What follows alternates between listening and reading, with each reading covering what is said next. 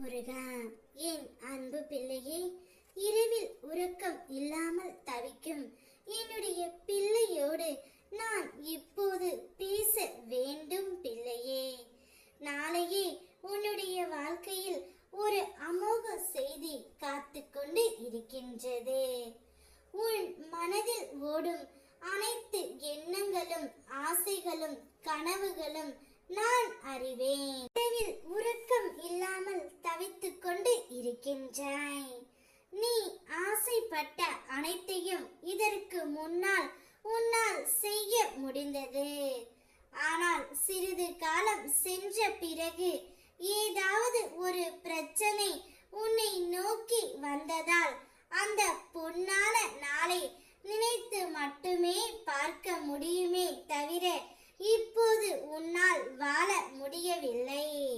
வயதுக்கு மீறிய கஷ்டத்தை நீ இப்போது அனுபவித்துக் கொண்டு இருக்கின்றாய். முதலில் உனக்கு ஒன்றுமே புரியவில்லை. எதற்காக இப்படி சூழ்நிலையில் மாற்றிக் கொண்டோம் என்று உனக்கே தெரியாமல் நீ தவித்துக் கொண்டு இருக்கின்றாய். சிறிது காலம் சென்ற பிறகுதான் உனக்கு புரிகின்றது. எப்படி பிரச்சனை சரி செய்வது என்று தெரியாமல் திகைத்து போய் நின்றாய். பின்பு பிரச்சனை முட்டும் பொழுது அப்பொழுதுதான் உனக்கு தெரிகின்றது நீ செய்த தவறு என்னவென்று. நீ அனைத்தையும் யோசிக்கும் தருவாயில் உன்னுடைய பிரச்சனைகளும் கஷ்டங்களும் அலை மோதி கொண்டு பெரியதாக வளர்ந்து விட்டது. உன்னுடைய மனதிற்குள் பூட்டி வைத்துள்ள ஆசைகளும் கனவுகளும் ஒன்று பெரியதாக இல்லை. இந்த வாழ்க்கையை நான் நிம்மதியாக வாழ்ந்தால் போதும் என்ற காலகட்டத்தில்தான் நீ இப்போது இருக்கின்றாய். நீண்ட நாட்களாக நீ என்னிடம் வேண்டியது என் கையில் சேர்த்து விடுங்கள் அப்பா என்று நீ அழுது கொண்டு இருக்கின்றாய். உனது தேவைகளை பூர்த்தி செய்யும் அளவிற்கு ஊதியம் வேண்டும்.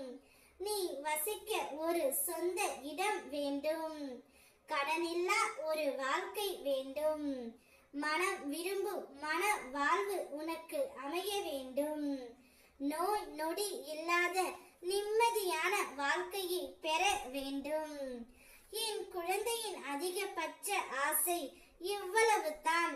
நான் சொல்வது அனைத்தும் சரிதானே?